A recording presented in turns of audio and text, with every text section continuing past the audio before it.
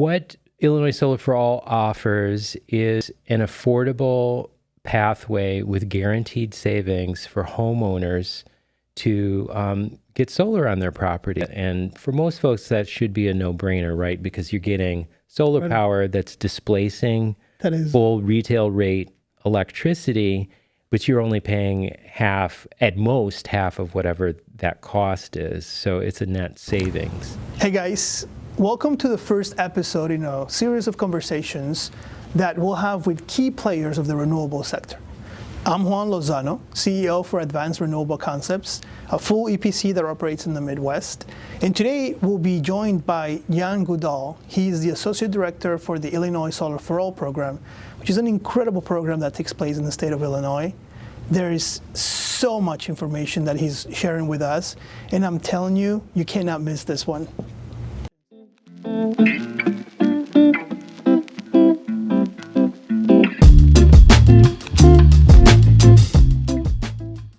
I'm Juan Lozano, the CEO for Advanced Renewable Concepts, and our guest today is Jan Gudell, Associate Director for the ILSFA program.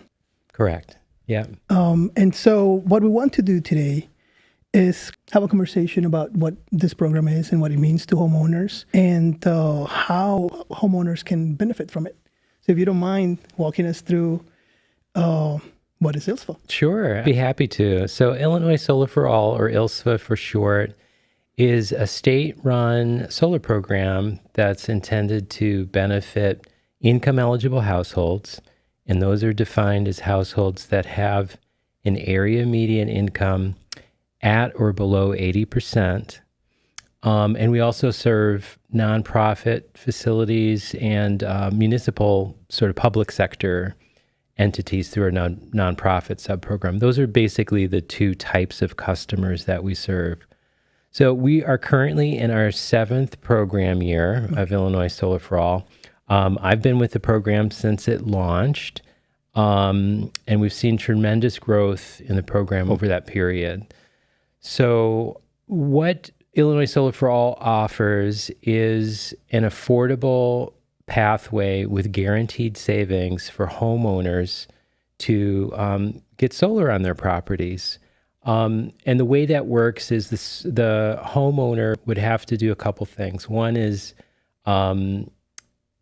pass the eligibility criteria. So again, they'd have to meet the income thresholds. And we do have a tool on our website where you can very easily plug in the county that you live in and the number of people in your household, and then you'll get a number back that tells you how much your household income the household income that cannot be exceeded. Okay.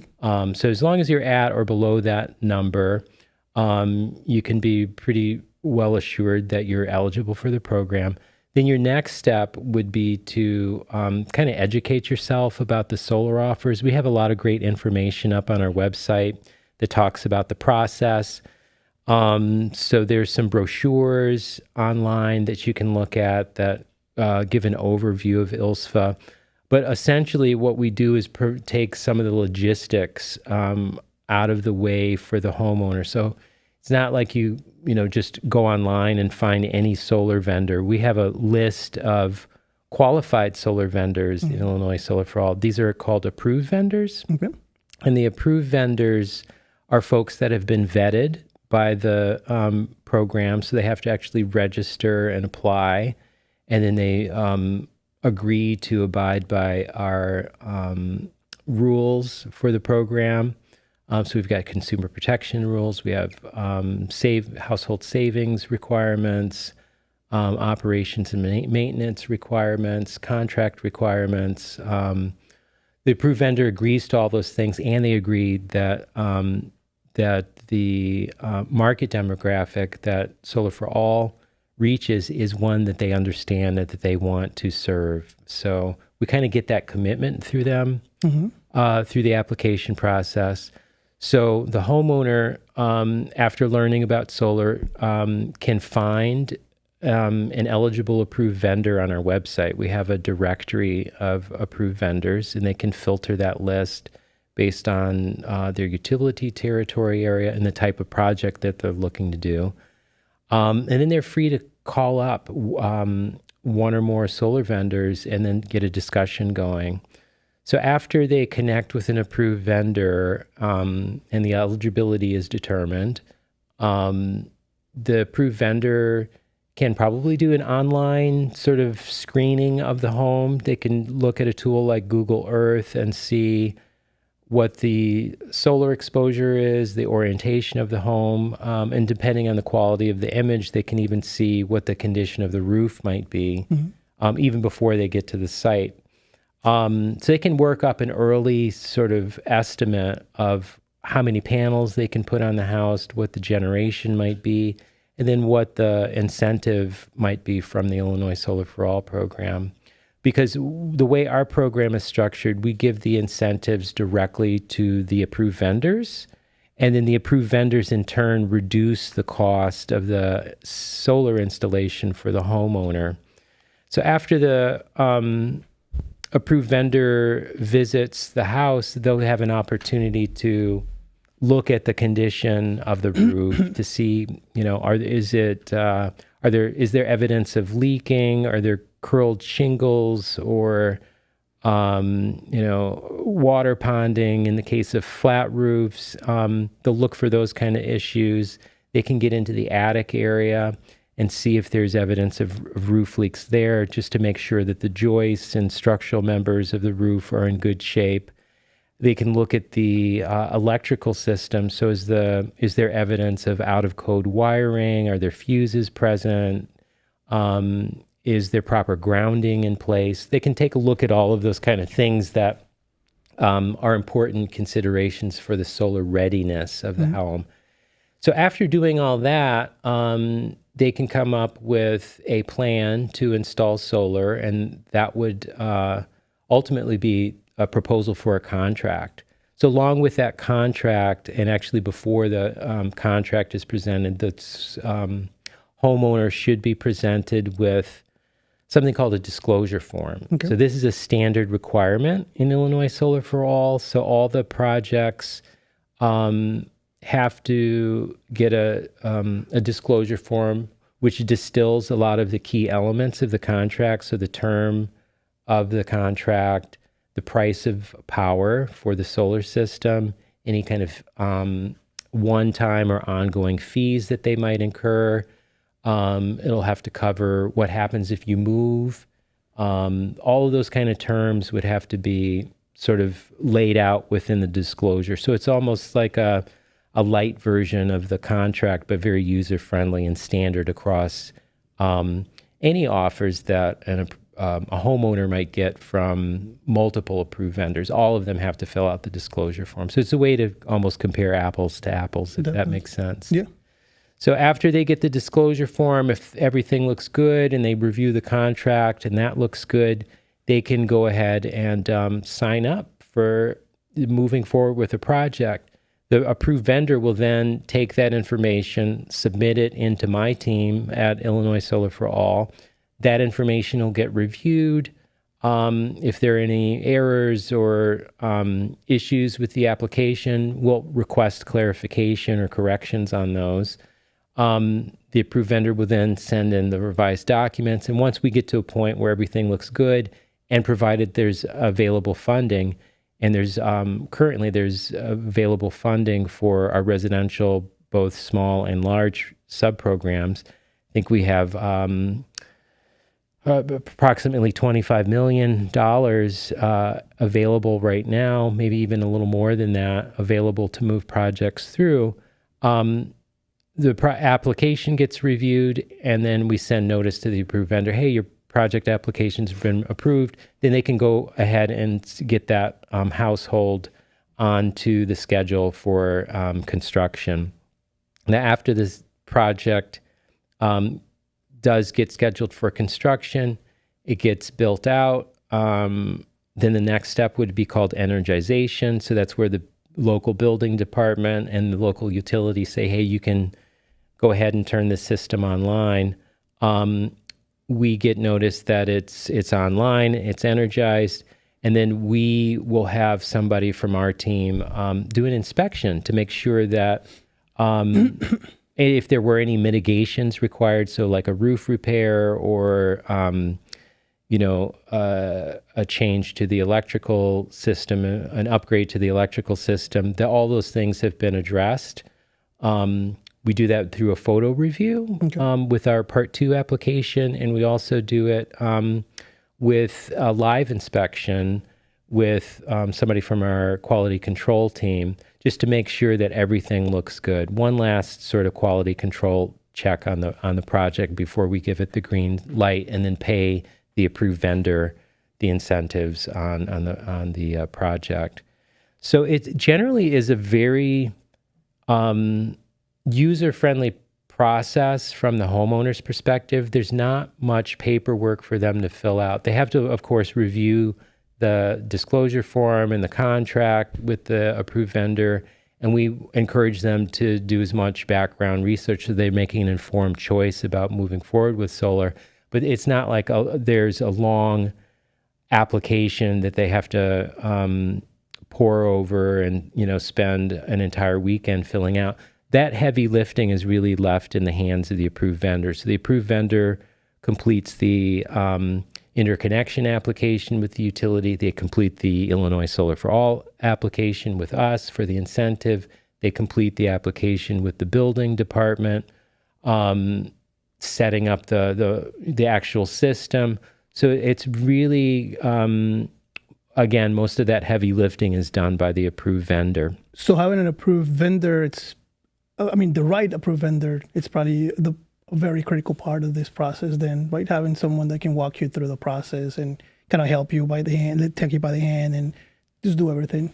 Exactly. It's interesting. So this whole process, so you have eligibility, then you have disclosure, application, and then Part 2 application. How long does that process normally take? I would say for a typical residential customer, probably from the point that you reach out to an approved vendor till the point that you maybe have a contract and then approval from the project, maybe 3 to 6 weeks I would estimate. Probably something like that. Sort of fast. Yeah. That's pretty. And so from what you're saying, there's no cost to this to the homeowner for this program. Yeah, that's a good point.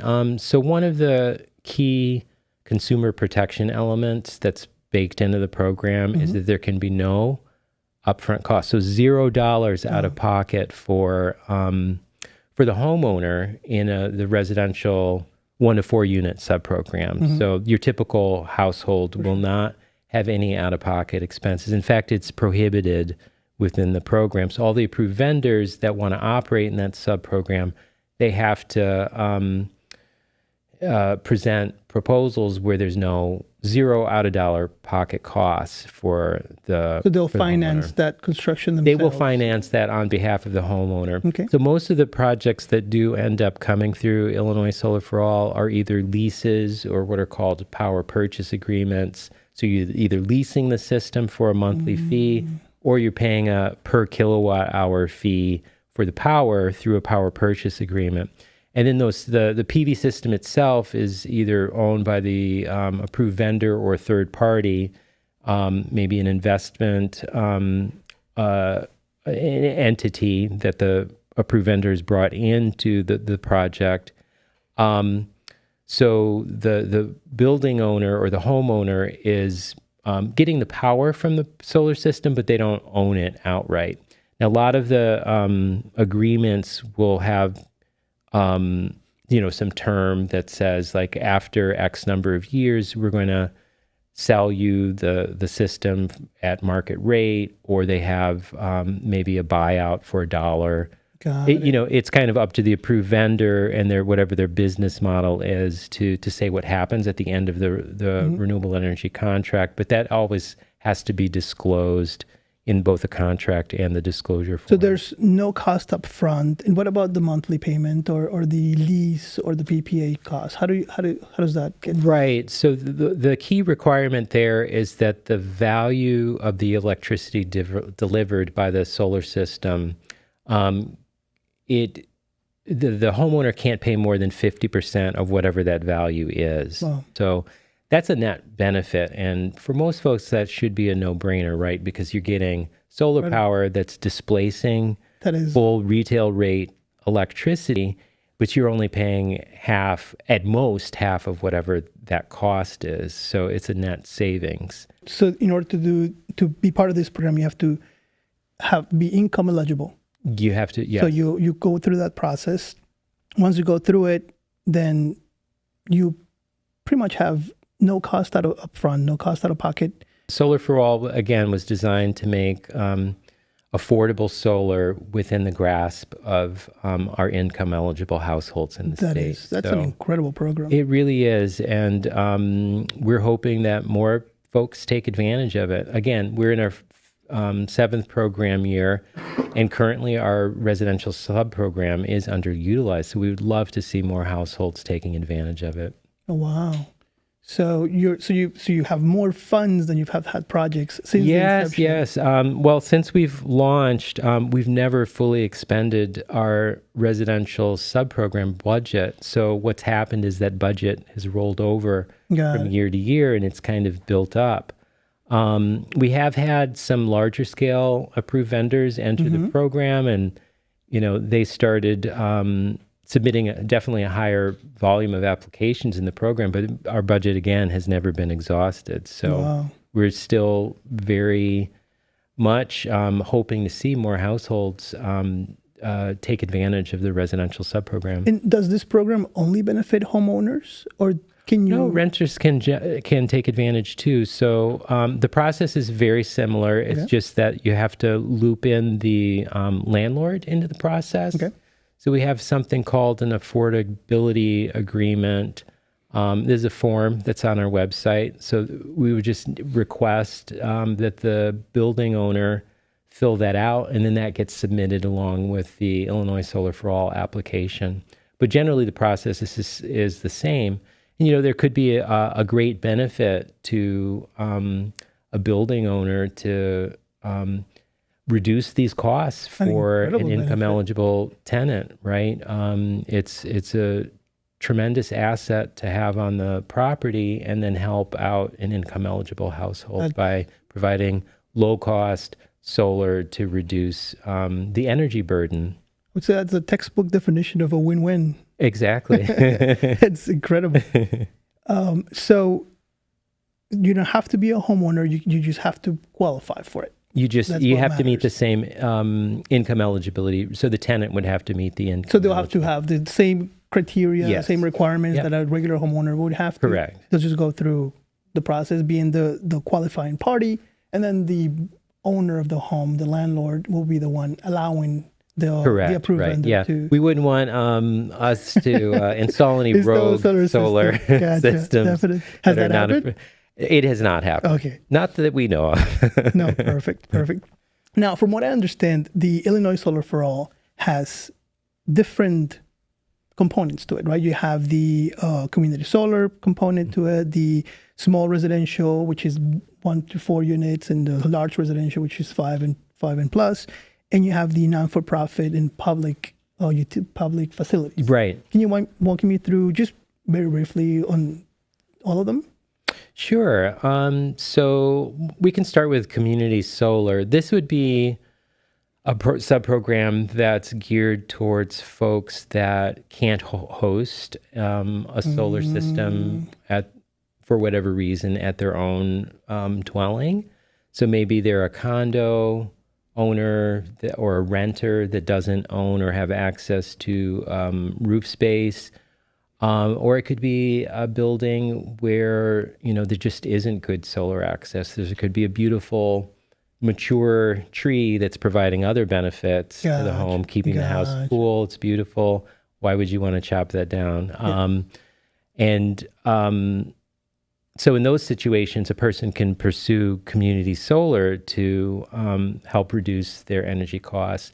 Again, the same savings rule applies. So the community solar sub-program provides a supply credit. It doesn't cover the other rate components in the bill, but but you do get a supply credit from a community solar subscription. So you can think of a community solar project as a large off-site solar project, say maybe a field that's got, acres of panels on it. That's connected directly to the utility distribution system. It's metered, so all the power is metered, and the utility knows how much power is coming right out of this solar system. And then the approved vendor will submit a list of all the subscribers. So all the different households that have a 3 kilowatt subscription, a 5 kilowatt subscription, a 9 kilowatt subscription, whatever the case may be, that list with the subscription parameters goes to the utility. They know how much of the power gets apportioned to the subscribers, and then that appears as a bill credit for the community solar subscribers. They may have 2 bills, but we're starting to see that the utilities are making a single billing available so that your community solar subscription can appear on your ComEd or Ameren bill. And then the community solar subscriber gets the economic benefits from having that guaranteed savings on their community solar subscription. That is great. Yeah. So that would be for households that just won't qualify. They have a gorgeous tree and they don't want to get rid of it, or they don't have enough roof space, or their production is not such. Yeah, or maybe their house is turned the wrong way, or maybe the roof's just too small to justify the investment. Okay. So there are lots of reasons that folks may not be able to host a system on site, but they can still be part of the solar economy that way. So that would be the community solar. Then you have residential, which is the one you just explained, which I'm assuming small and large is just a matter of numbers. Right, the number of units in the building. So we've got this residential small, which serves single families up to 4 units in the building. And the residential large provides a pathway for 5 units and above, so multifamily buildings. And then you have the non-for-profit. Yeah, so non-for-profit, this is intended to help nonprofit entities as well as municipal or governmental entities can apply to the sub-program.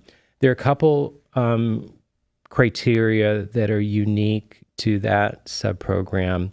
One is geography, and the other is the entity type. I'll talk about the geography first. So on the Illinois Solar for All website, we have 2 mapping tools. One is for income-eligible census tracts, and the second is for environmental justice communities. So a qualifying nonprofit has to reside in one of those 2 areas. So income-eligible census tract or an environmental justice community, or it could be in both, depending on what the location is. So you can plug in your address, and the map will tell you whether it's in or out of those communities. We don't support any projects that are not in one of those 2 geographies. So for non-for-profit or a public facility, you'll have to be located within those geographical areas. Yeah. Okay. And you can check that within, probably under a minute or 2 online. Just plug in the address and the tools. The third, or I suppose the second criteria is the entity type. Now, Solar for All will only provide incentives to what's called a critical service provider. We have a list of critical service providers up on our website and also in our approved vendor manual. These are places like houses of worship, so churches, synagogues, temples, libraries as a public facility type, community centers, homeless shelters, food banks, entities that provide pro bono services to income-eligible constituents. There's a pretty long list, fire departments, places of that nature. So if a nonprofit doesn't find their entity type on the critical service provider list, they can submit a request to be listed or qualified as a critical service provider by providing more information about what the nonprofit or municipal entity is, and then who the constituents are that they serve. So basically, if we see in the application that the nonprofit spends most of its staff time and budget and mission towards serving income-eligible communities or environmental justice communities, or both, then odds are probably pretty good that they would be That's incredible. approved as a critical service provider. And are they also limited by that requirement that they cannot incur any cost, or as a community, as a non-for-profit, they're allowed to? They can have an upfront cost, but they still have the requirement that any costs and fees that they pay can't exceed 50% of the value of the energy that's delivered by the proposed solar system. Yep. So they still, the nonprofits are still benefiting from the savings requirement of Illinois Solar for All. Oh, wow. Yep. So they can, if they need to, get some financing to help with the process, but then they'll get the full benefit of not incurring more than 50% of that energy produced by their system. That is incredible. And has anybody done a process where they're not in the list and they kind of haven't gone through it, or? We have had some folks apply, and it's been mixed results, because we've had some applications coming from entities that do not primarily serve income-eligible communities. But then we've had some, or maybe a handful that have applied that I think have gotten approved as well. I'm interested. How does the program gets funded? How do you get your funds? How do you manage those funds? How does that work? Yeah, so most of the funds come from ratepayers. So when you pay your utility bill to ComEd or Ameren, there's a surcharge on the bill for renewable energy, and that goes to fund both Illinois Solar for All and Illinois Shine. So Illinois Shines is our sister program. It's a market rate program. Okay. And essentially, these are the result of energy legislation that was passed in Illinois. So many years ago, something called FEJA, I think it's the Future Energy Jobs Act, was passed, or FEJA for short, and then it was followed by CEJA, the Climate and Equitable Jobs Act, which laid the sort of legal foundation for both of the programs and a pathway for us to get to, I think, 100% renewables by 2050. So both these programs support state climate goals. And again, those ratepayer funds are collected and overseen by our client, the Illinois Power Agency, which then puts the monies into the solar programs and other kind of renewables procurements to help move the state towards a clean energy economy. So every year you start the program, you kind of allocate the funds, and you know how much money you have available for it, and it's secured funds it's for secured these purposes. Funds. That's right. Yeah. So this is a state program. It's not federal. So these there's really no risk of these programs running out of funding with any say change in the federal administration. Yep. Definitely. Yeah. So we're really excited about that, and we're hoping that other states will see what we're doing here in Illinois as a model to help grow the clean energy economy to all different market segments. Yes, we would definitely love that. Now, when you mentioned they're actually securing the funds, and so the funds are there, but then I've heard also there's some renewable energy credits that take place or that play a role into that interaction. How does that work, if you don't mind? So the renewable energy credits, or RECs, these are RECs is the acronym. These are the main sort of, I guess, policy mechanism or market mechanism that states use to drive the kind of state energy mix towards renewables.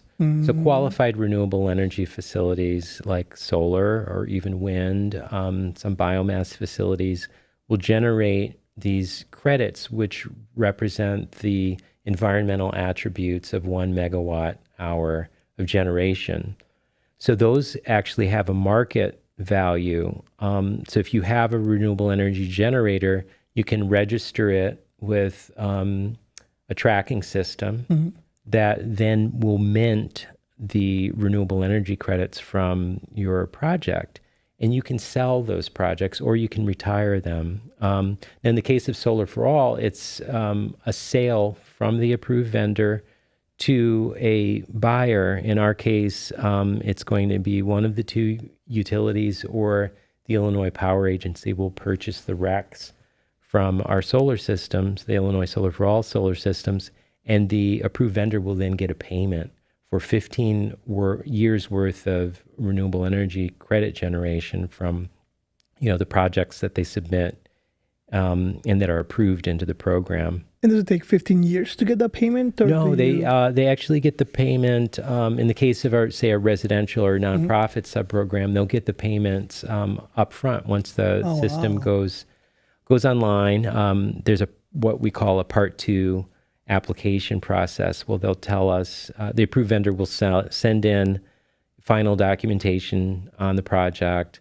They'll also demonstrate the systems online. It's been approved by the utility and the building department, that it's been registered with one of those renewable energy tracking registries, and that they've listed, the appropriate buyer for the RECs. Once we get that application, they can then invoice for their REC payment at Part 2. Yeah. Incredible. You've been mentioning approved vendors a lot, right? Because they play a vital role in the execution of your program.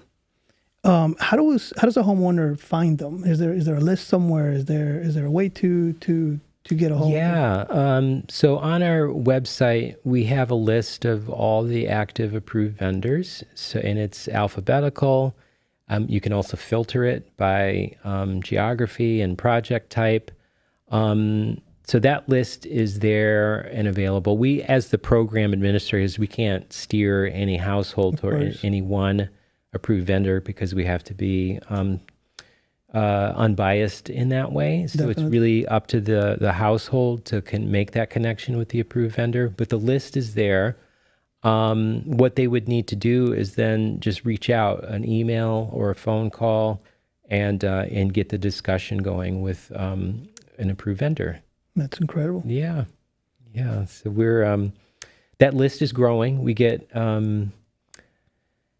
new applications almost every week for new approved vendors moving into the Illinois Solar for All program. So we definitely see an increased interest in what the program has to offer, and just an enthusiasm from approved vendors about getting the word out and selling the program to their customer bases. So we're super jazzed up about that. Definitely. What do you think is important for a homeowner to know about the ILSFA program? Yeah, so I would say that it's a program that does some of the heavy lifting for you. Like I said, the approved vendor will take care of the application for you. We have some built-in consumer protections into the program in terms of guaranteed savings, the marketing. We don't want folks getting mixed messages or incorrect information out in the marketplace. So we have a team that reviews all marketing collateral and materials before it gets presented to prospective customers.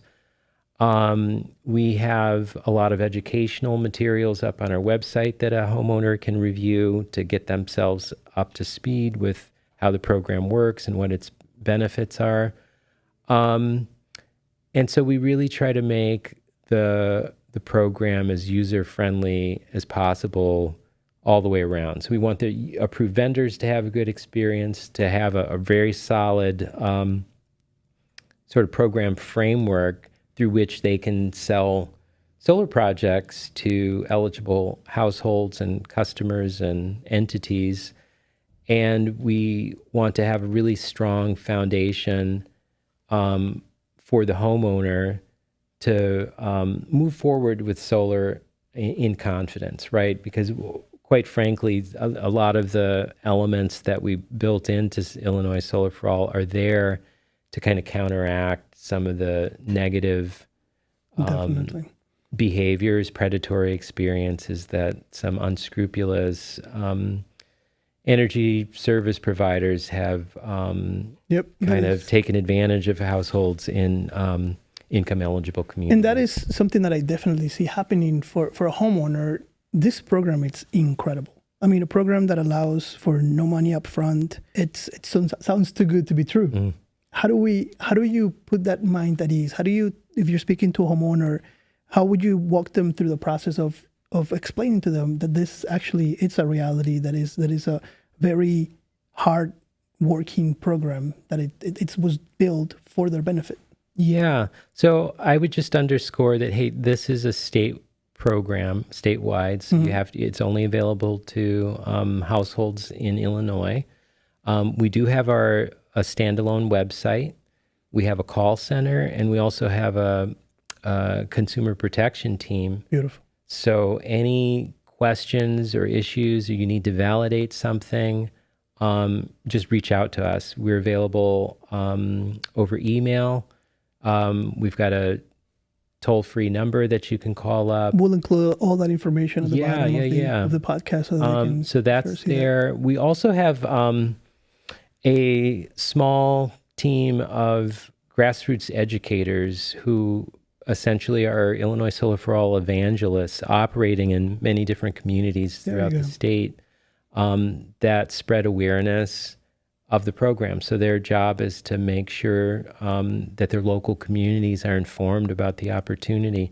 That list of grassroots educators changes from year to year. Okay. So we want to see that we're hitting different parts of the state with the outreach, but they're another group that a homeowner can reach out to.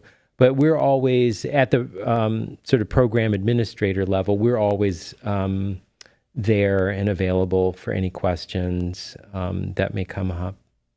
That's just incredible. Well, I want to thank you for your time today, and I appreciate you having here in the podcast, and thank you for your knowledge and for sharing with us what the program is and what it means and how homeowners can benefit from it. Yeah, I appreciate the time, and thanks so much for having us on. And like I said, we've got a great team.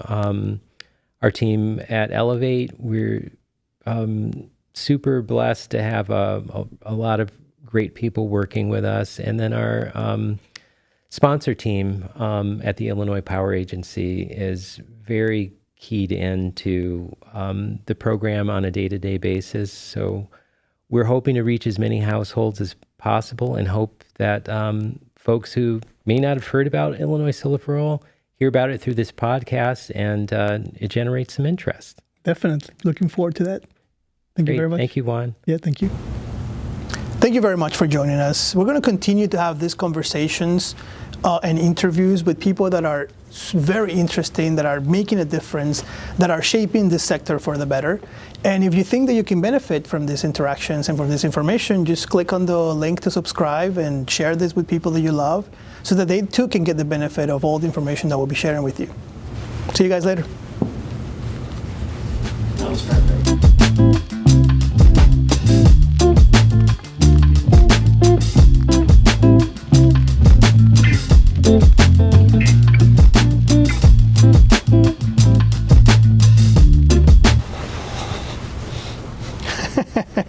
Can they see your head in there?